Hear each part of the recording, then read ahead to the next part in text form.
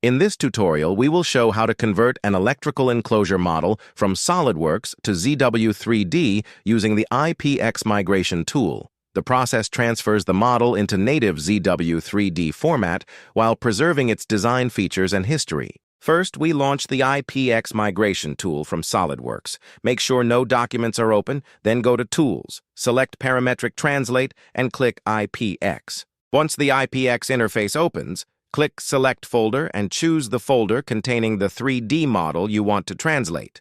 If there are files that you do not want to include in the conversion process, simply uncheck them from the list.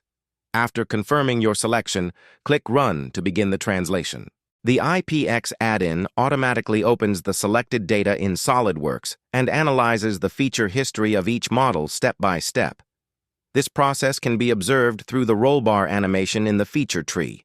The analysis begins with the forming tool library data used in the sheet metal model. Afterward, IPX automatically launches ZW3D and creates the required part files. You can follow the progress in the Subtask Progress window. Then, IPX analyzes the sheet metal model and transfers the necessary design data to ZW3D.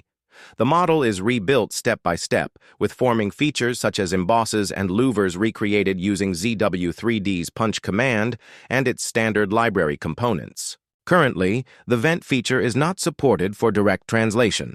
However, IPX imports the vent sketches, allowing them to be recreated later using the native vent command in ZW3D. Once the conversion is complete, IPX saves the translated model, closes ZW3D, and displays a notification indicating that the task has finished successfully.